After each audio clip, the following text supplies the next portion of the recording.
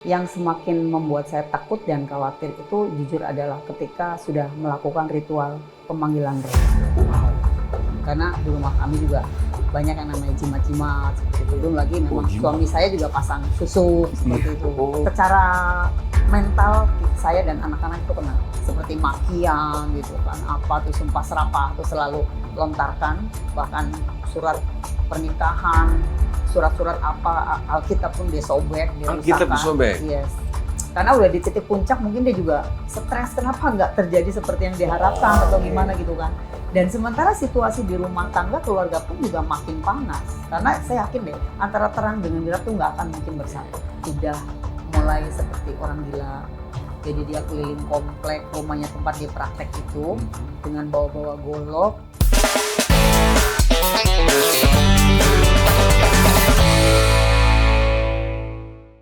Ibu Leoni rela pindah agama demi sebuah pernikahan. Tetapi setelah menikah, justru suaminya terlibat dengan perdukunan. Wow. Wow. Kami itu basically adalah usaha pekerjaan. Dulu kami buka toko elektronik, buka peralatan sound system mobil. Kemudian tahun 98 kurang lebih yang pas kerusuhan itu ya waktu itu, kami tutup toko ceritanya. Nah, pada saat usaha mengalami penurunan atau down, memang kita nggak buka lagi di pinggir jalan atau di ruko, tapi kita bawa ke rumah di komplek gitu kan. Artinya kita nggak punya usaha yang bisa kita mungkin bisa untuk tutupin kebutuhan untuk ini kita gitu ya. Sulit ya situasi waktu itu. Ya, sebenarnya sulit sekali juga enggak. Kita masih cukup lah ya istilahnya ya. Kemudian karena memang mungkin faktor pergaulan juga, mungkin karena mungkin memang dia ada sedikit suka sepertinya dengan hal-hal yang berbau mistik lah ya, bahwa dia meyakini bahwa ada sesuatu di luaran sana yang bisa menolong dia selain Tuhan. Dalam perjalanan dia percaya ke perdukunannya itu, yang semakin membuat saya takut dan khawatir itu jujur adalah ketika sudah melakukan ritual pemanggilan roh. Wow. Karena di rumah kami juga banyak yang namanya jimat-jimat seperti itu. Belum lagi memang suami saya juga pasang susuk seperti itu. Ya, susuk juga dipasang. Beberapa banyak lah. Satu badan mungkin ada 9-10 seperti itu. Tapi tujuannya juga tetap buat kayak dalam tanda kutip bisnis ya Bu ya? Iya, betul. Biar misalnya orang mau datang Bisnis, atau orang penglaris, kemudian disayang sama bosnya karena mereka suami juga ada bosnya yang kita biasa ngambil lancar lah, elektronik. Iya betul. Tujuannya pemanggilan roh ini bagaimana Bu prosesnya? Biasanya itu yang setahu saya di rumah itu suami akan pasang lilin 2. Oke. Kemudian dia akan bakar satu, mungkin itu kemenyan, mungkin itu Dupa. apel jin, ya apel jin yang dibeli memang khusus dari itu ya. ada tempat penjualannya itu ya. Dan itu nggak murah sih, mahal itu ya. Dan dibakar lah itu. Yep. Biasanya juga suasana udah hening kan, bisa anak-anak udah tidur, paling tinggal saya. Justru saya yang berjaga-jaga di situ, karena dia bakar lilin panggil roh, saya harus berdoa kan seperti itu kan. Oh jadi suami memanggil arwah, ibu berjaga-jaga berdoa? Iya. Tapi maksudnya nggak ekstrim yang saya gini enggak, tapi saya dalam pakai hati. yes, ya, betul. Sambil melek aja berjaga. Di situ sudah ada pribadi Yesus yang ibu percaya. Sudah, yes, sudah. Oke. Wah, jadi di dalam rumah tangga ini sebenarnya adalah ada yang percaya Yesus, ada yang memanggil kuasa kegelapan untuk supaya rezekinya ini kembali. Betul. Apa yang terjadi Ibu? Tapi kenyataannya yang didapat bukan yang apa yang seharusnya terjadi menurut suami, karena kan biasanya rata-rata orang penganut perdukunan dan kuasa gelap itu hanya akan diberikan satu angin surga oleh orang para pinternya itu. Orang Janji-janji. yes, bahwa kamu nanti di bulan sekian, di bulan depan, 3 bulan kemudian kamu akan sukses, kamu akan terbuka jalannya bla bla bla.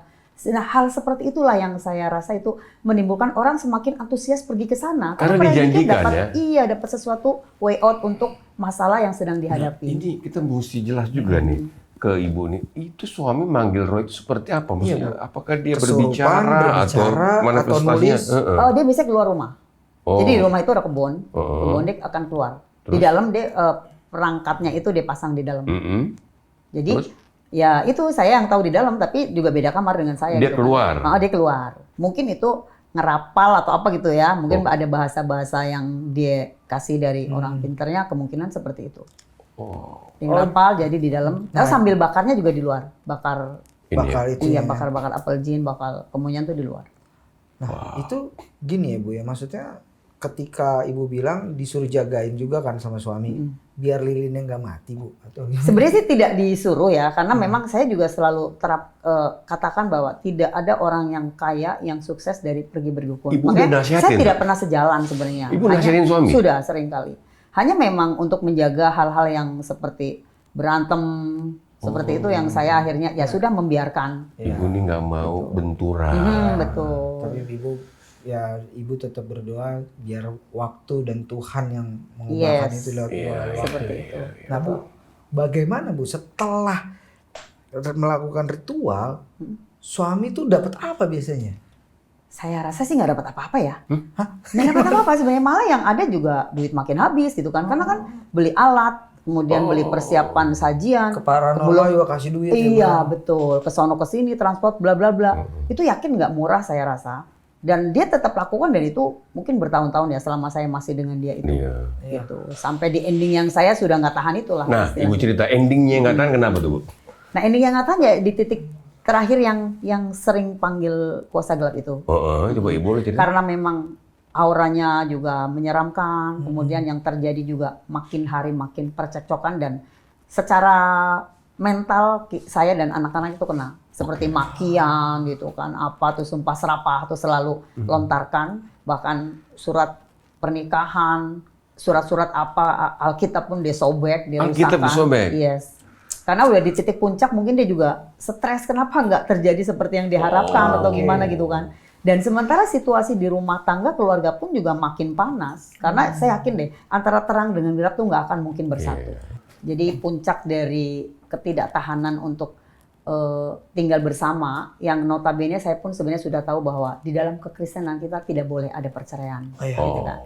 Jadi saya memang, anak saya waktu itu sudah umur SMA, yang paling gede SMA kelas 2, yang nomor 2 kelas 1 Ibu udah SMA. 2 anak ya? Iya, 3. 3. Yang satu masih SD. Saya berunding diskusi dengan anak-anak yang besar, oke lah mami kita tinggalkan aja papi, dia bilang. Karena bagaimanapun kami juga butuh ketenangan, seperti itu kan. Akhirnya saya pergilah, saya ajak 2 orang anak saya itu. Nah yang ketiga ini memang tidak boleh dibawa karena kayaknya memang anak kesayangannya papinya. Yang mana dia bilang kalau ya saya akan diapa-apain lah kalau memang nanti dibawa gitu kan istilahnya. Nah untuk menjaga hal yang memang saya juga belum settle ya, saya nggak ada kerjaan, saya pokoknya nggak punya usaha, saya mesti bawa 2 orang anak. Akhirnya saya putuskan tidak apa-apa. Tapi saya juga mau adil, saya bisa tengok anak, kamu juga bisa. Akhirnya yang satu saya masukkan ke panti asuhan, yang paling kecil. Oh, akhirnya yang paling kecil itu Ibu masukin panti asuhan. Nah, bagaimana perjalanan setelah Ibu bukan bercerai, tetapi pisah karena kondisi, menjaga kondisi, suami keadaannya semakin apa? Ibu pantau nggak makin ngawur atau udah sembuh atau bagaimana? Silakan Bu. Oke. Jadi kalau yang melihat informasi dari saya sih tidak kontak langsung ya, tapi ada beberapa teman yang saya minta informasinya. Ternyata memang saya tinggal juga semakin parah. Suami ini sempat sampai akhirnya gangguan jiwa.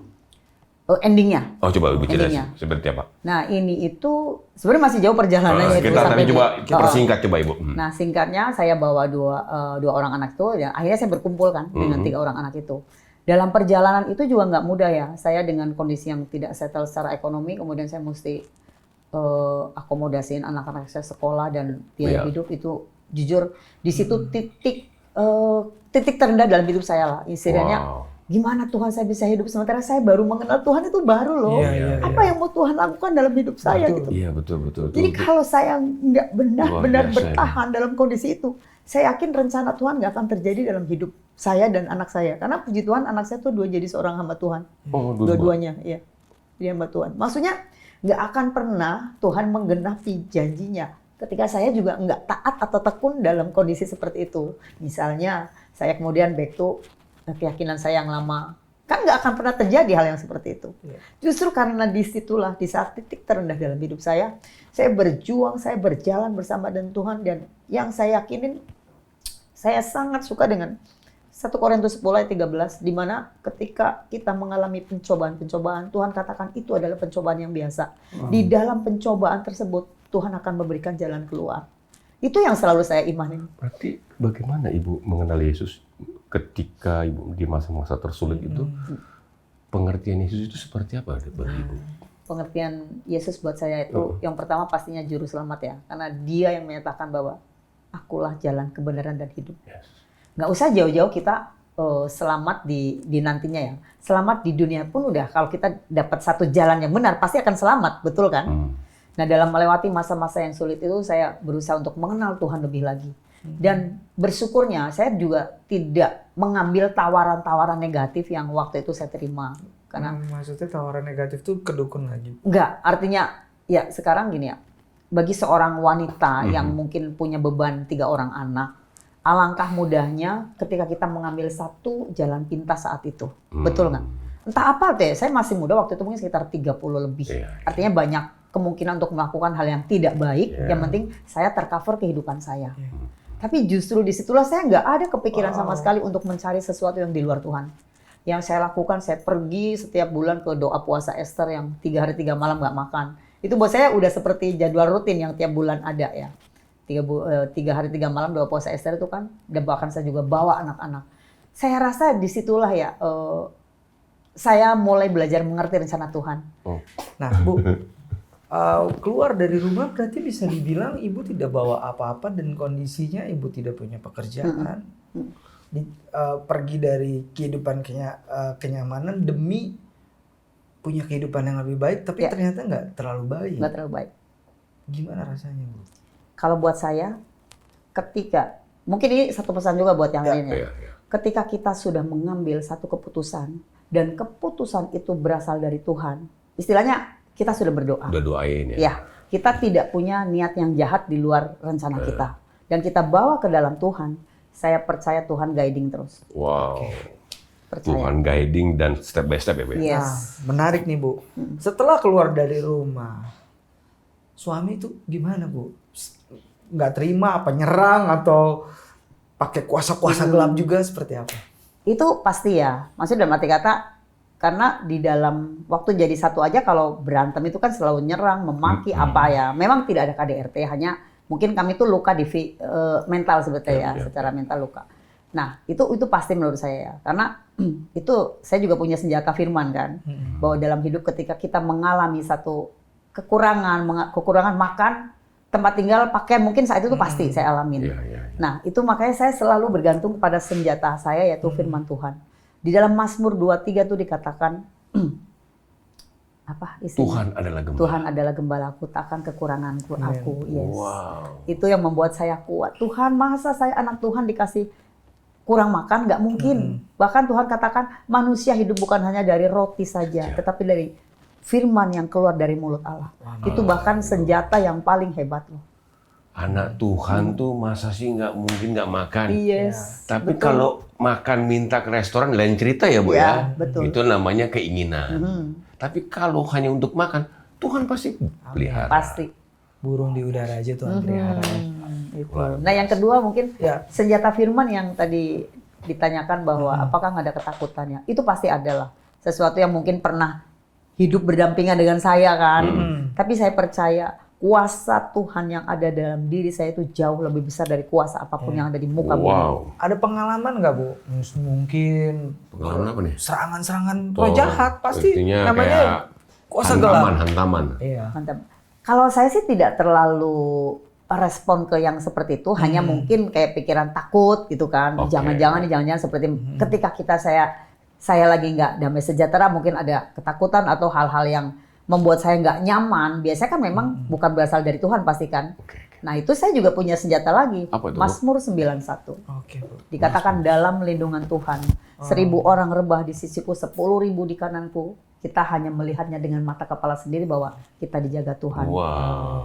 Walau 1000 apa lebih? Kamu kan hafal tuh. 1000 rebah di kananku. Terus, Bu, gitu kan. lanjut.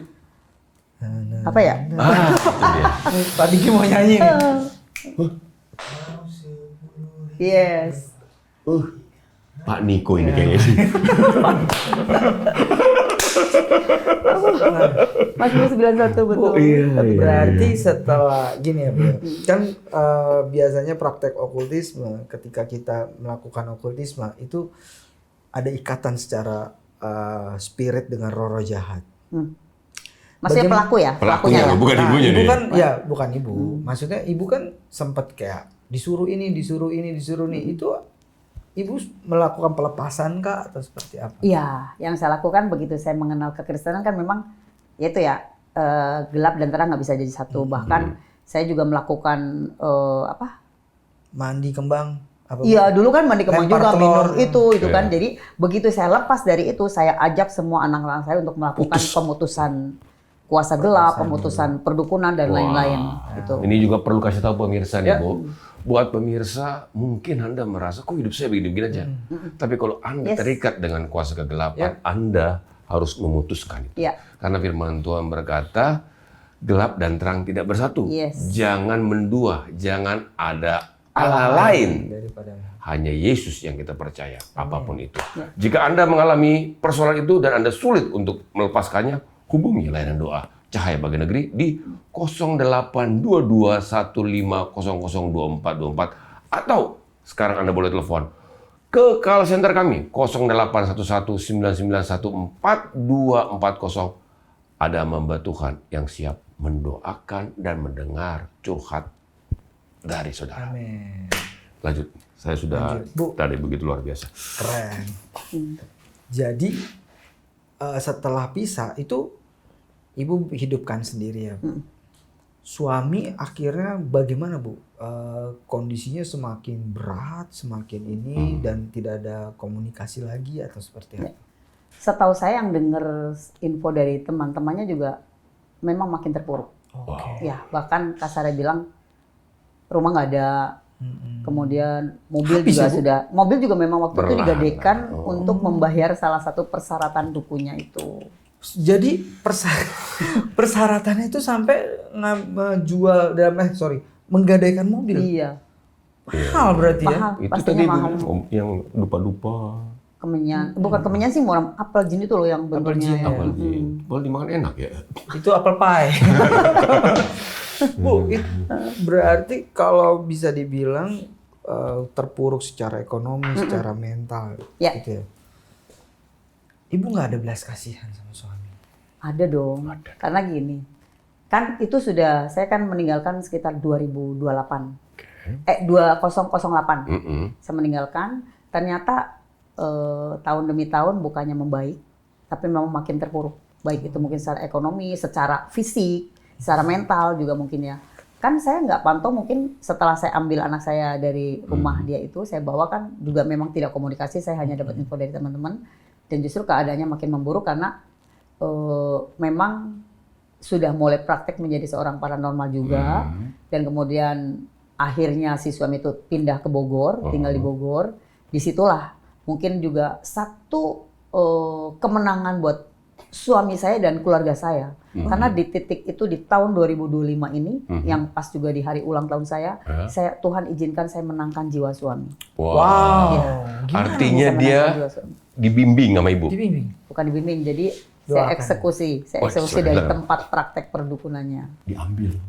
Diambil gimana, Bu? pakai Coba rumah cerita, sakit Bu. jiwa, pakai yayasan pantai rehabilitasi. Bukan. Jadi karena saya takutnya ngamuk ya, saya minta mereka untuk bawa suntikan bius ya supaya Berarti bisa Bu- dieksekusi untuk dipulihkan, istilahnya Berarti seperti itu. suami udah termasuk kena gangguan Iya, jiwa. sudah. Nah, itu 2025 kemarin ini di bulan Mei itu saya dapat informasi, bukan saya yang ditelepon tapi keluarga dia, adiknya ditelepon bahwa dia punya koko, katanya sudah mulai seperti orang gila.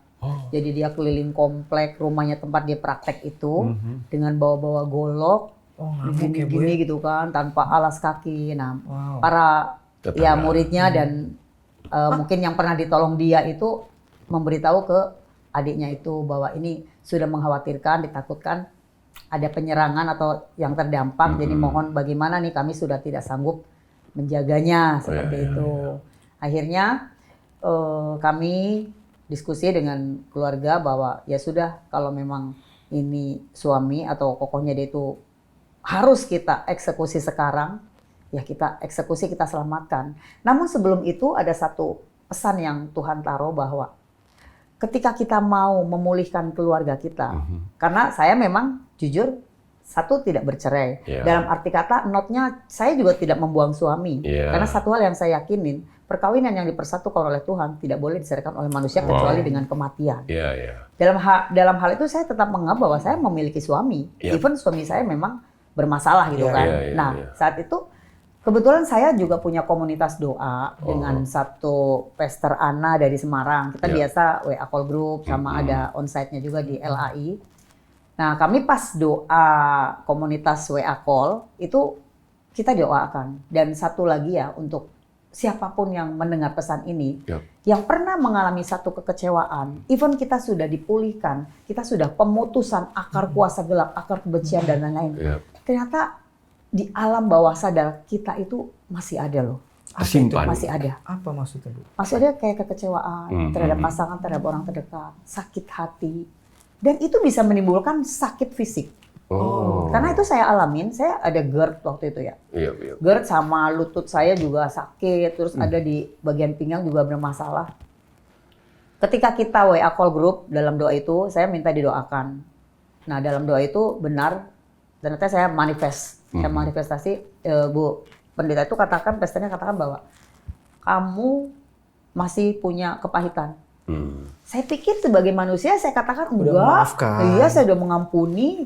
Saya buktinya terbukti saya tidak pernah menceritakan bahwa Iya. menghasut anak-anak, brainwash anak saya bahwa papimu itu begini. Saya nggak pernah. Saya biarkan mereka menghargain Iya. orang tua, menghargain suami saya sebagai papanya gitu. Saya biarkan itu. Dan mereka tetap menghargain.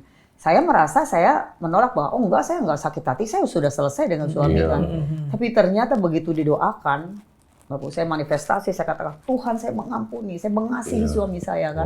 Dan saat itu juga yang Anda tahu saya sembuh.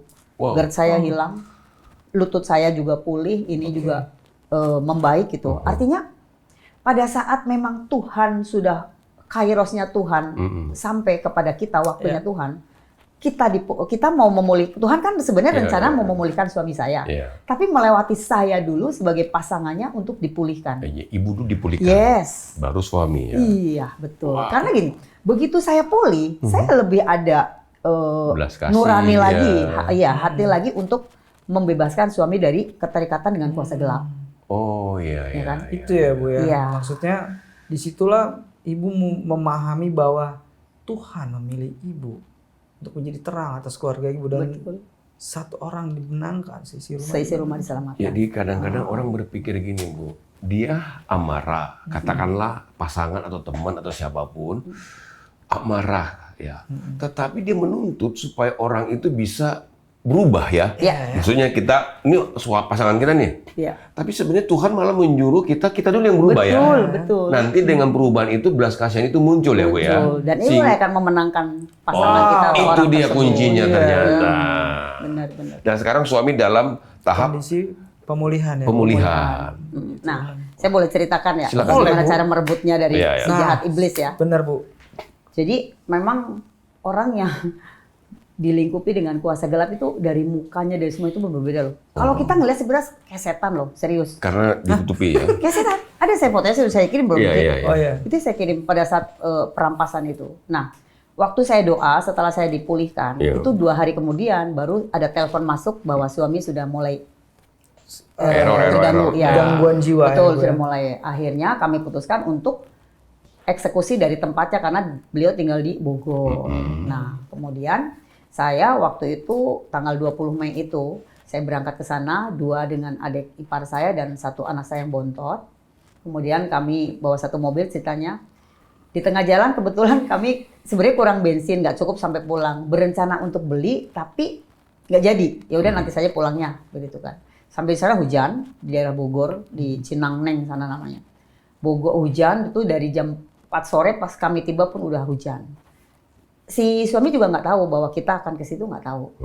Tapi kita sudah infokan kepada penjaganya Circle-nya mereka, dia. circle-nya dia bahwa saya akan eksekusi suami untuk saya rehab seperti Yap. itu.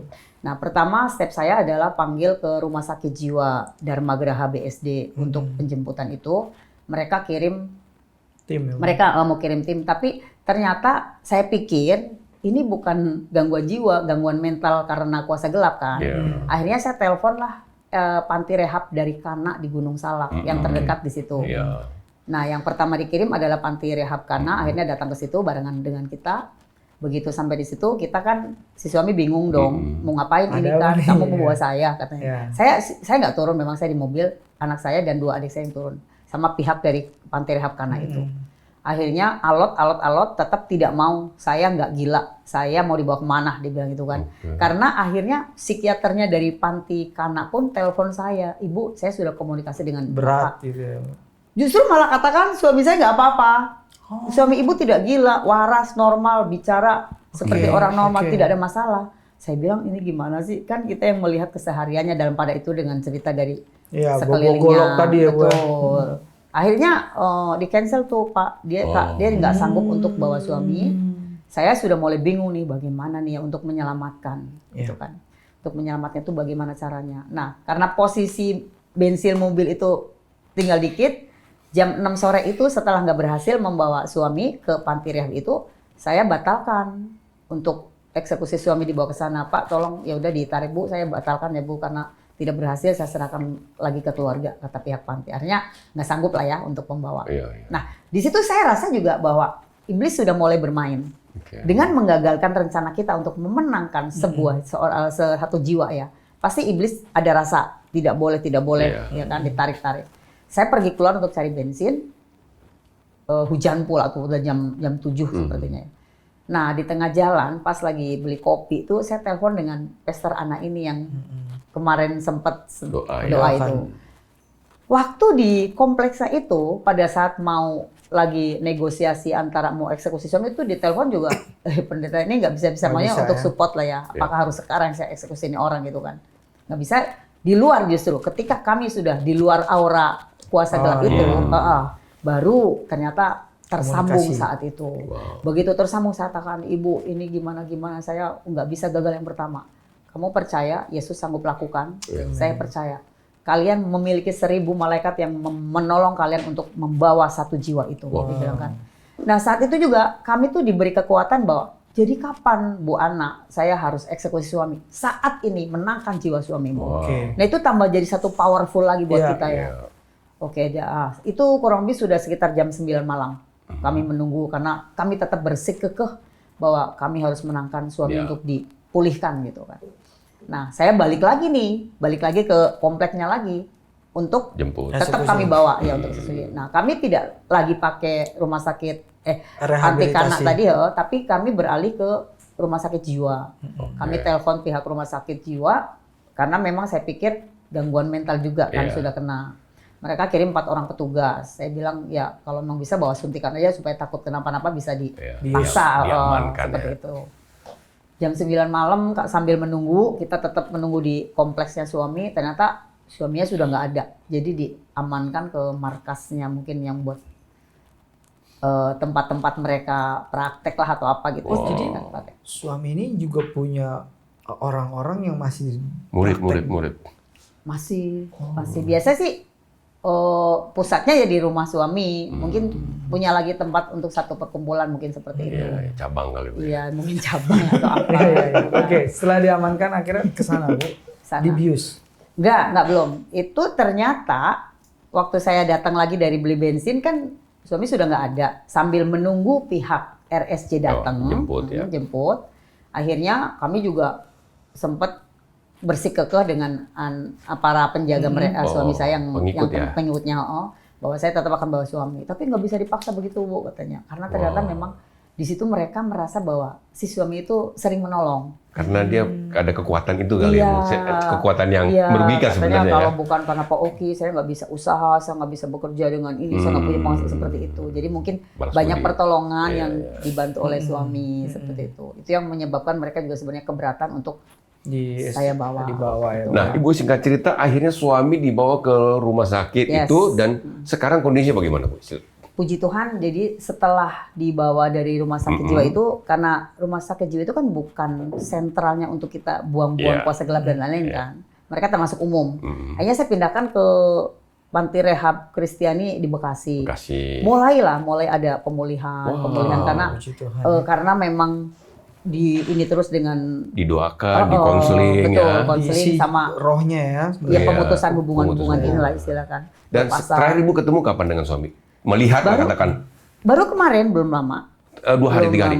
Ya sudah bisa dikunjungi sih. Udah bisa ngomong? Dikunjungi, sudah bisa bicara, sudah mulai normal. Hanya saja memang Tahap. saya rasa sesuatu yang mungkin pernah ditanam, bahkan mungkin dimakan ya, Iya. mungkin nggak akan sekaligus mungkin ya. Bertahap ya. Iya, bertahap. Jadi memang masih dalam proses pemulihan rohaninya. Nah Bu, pas ketemu suami, gimana Bu? Masih marah nggak dia sama Ibu atau justru dia damai atau seperti apa responnya? Sepertinya belum tuntas semua ya, karena masih ada wahamnya. Oh, Waham itu yang kayak berhalu gitu Iya, kan, iya. itu masih.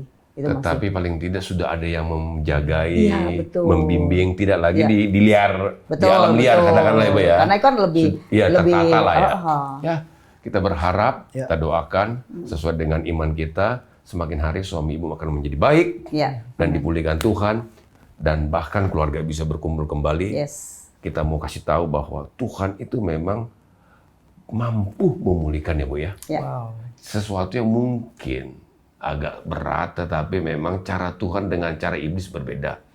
Iblis selalu menawarkan hal yang mudah, praktis, Betul. dan cepat. Tetapi penukarannya adalah nyawa kita atau kita akan tergadai ya Bu ya. Betul. Tetapi Tuhan itu memberi dengan proses supaya hidup kita itu bukan semata-mata berkecukupan, tetapi pengenalan kita akan Dia itu lebih dalam sehingga ketika kita diberkati, kita bisa memberkati orang lain. Yes. Gitu ya Bu ya? Betul. Betul.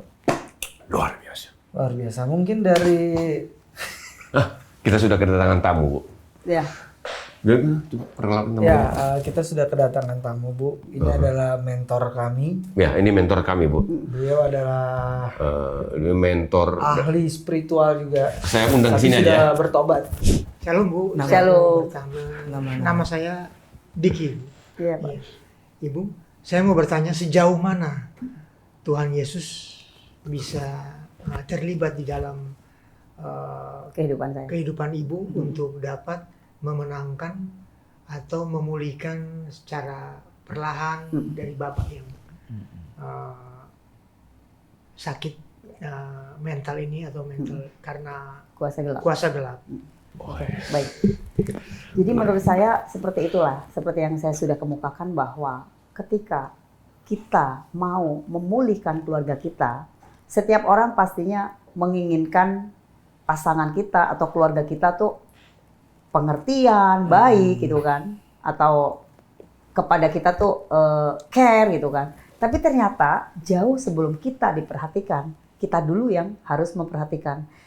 Jauh sebelum kita meminta orang lain berubah atau dipulihkan, kita dulu yang dipulihkan. Gitu ya. Contohnya, saya sudah terlepas dari kepahitan saya, kekecewaan saya, kemarahan saya terhadap suami. Yang mungkin secara kasat mata mungkin saat itu saya juga nggak ngerasa, saya benci bang, saya pingin. Nggak sadar Iya, ya, nggak ya? sadar. Nah itu yang saya katakan, di bawah alam sadar kita tuh ternyata mungkin hampir setiap orang masih memiliki kecewa atau sakit hati, meskipun hanya seiprit. Iya.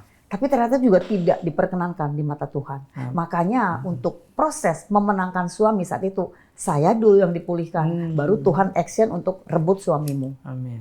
Seperti itu. Nah, Atau Bu, pulihkan suamimu. Mungkin sedikit ya Bu, buat pemirsa juga bisa tahu indikator yang Ibu bilang, kan ini ngomongin saya sudah memaafkan suami saya, tapi ternyata di dalam alam bawah sadar yang seperti Ibu bilang ternyata ada yang harus Masih. diselesaikan. Indikatornya itu seperti apa Bu? Satu, kita ngomongnya akar pahit itu Akar pahit. gimana Bu? Ini yang saya katakan privasi saya atau pada umumnya. Privacy boleh. Privasi. Kalau saya biasanya, ya mungkin berlaku juga untuk orang lain ya. Ketika kita mengatakan bahwa, saya sudah tidak sakit hati, saya sudah tidak punya kepahitan lagi.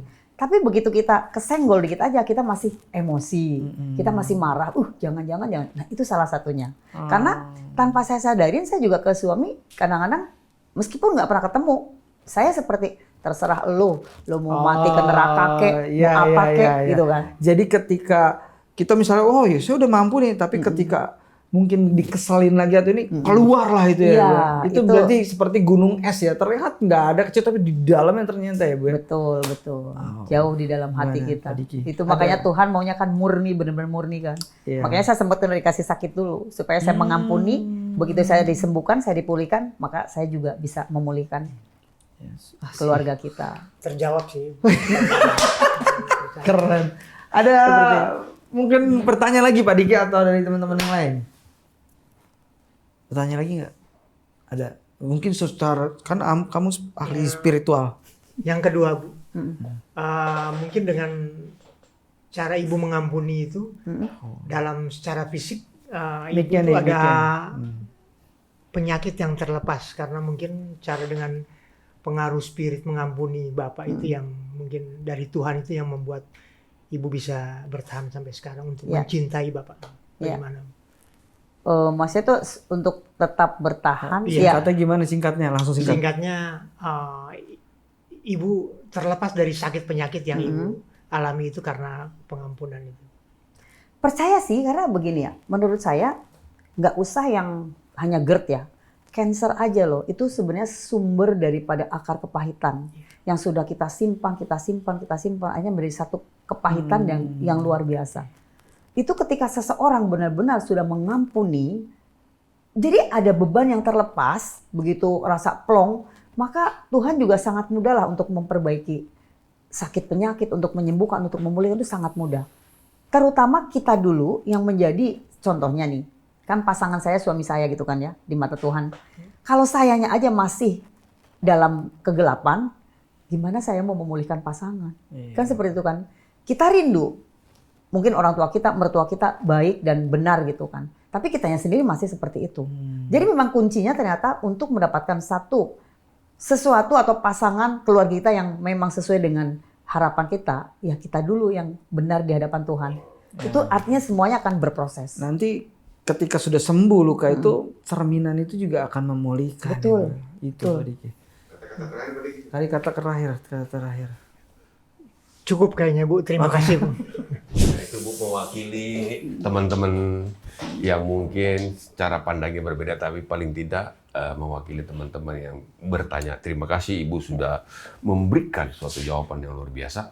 Mungkin kita akan saksikan Obor Berkat Indonesia. Berikut. Halo, nama saya Karisa Barunebaho, umur saya 7 tahun. Karisa dulunya dikenal sebagai anak yang pendiam dan pemalu. Seringkali teman-temannya takut untuk bermain dengannya karena Karisa mudah menangis. Anak ini pendiam, sangat pendiam, cengeng. Jadi awalnya saya karena anak si Karisa ini orangnya pendiam, saya coba anak saya supaya gimana dibimbing anak-anak ini supaya jangan pemalu lagi. Namun, semua mulai berubah ketika Karisa bergabung di Sanggar Belajar School of Life GPDI Kemurahan. Di sini ia tidak hanya belajar, tapi juga mendapat perhatian dan dukungan dari para tutor. Seringnya berjalan waktu Pak, semester 1 berlalu, ujian gitulah Pak. Saya juga tidak menyangka bahwa anak saya ada plusnya, dalam arti bisa mengikuti, bahkan bisa dibilang mendapat juara lah. Karisa paling suka pelajaran agama. Perlahan, Karisa menemukan keberanian baru. Kini, Karisa tumbuh lebih ceria dan percaya diri. Ia berani tampil bernyanyi dan mulai berbaur dengan teman-temannya. Ubo todo uraku disude kesalahaki maafonau ale Tuhan. Perubahan dia semakin berani, semakin dia tampil, semakin dia cekatan. Setelah itu memang saya berpikir gini, mungkin di sini anak saya yang bisa dibentuk gitu.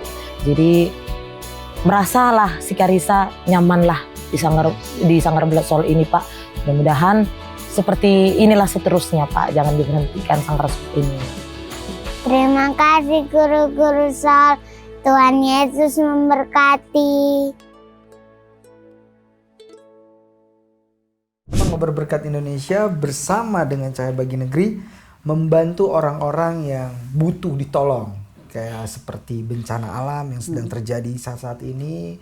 Kita bantu mereka, kita kirim tim khusus untuk membantu mereka, baik secara spiritualnya, baik juga secara kebutuhan hidup ya. Nah, jadi buat orang-orang yang juga membantu juga bersama dengan Obor Berkat, terima kasih. sudah menjadi berkat. Berkat Anda, kita bisa bersama-sama memberkati teman-teman kita, saudara kita yang ada di luar daerah. Amin. Luar Terima biasa. kasih ya untuk para mitra juga. Dan kalau kalian ingin menjadi mitra dari CBN juga, kalian bisa hubungi tim kami. Dan nomor-nomor di bawah ini ya. Ada nomor-nomor seperti itu.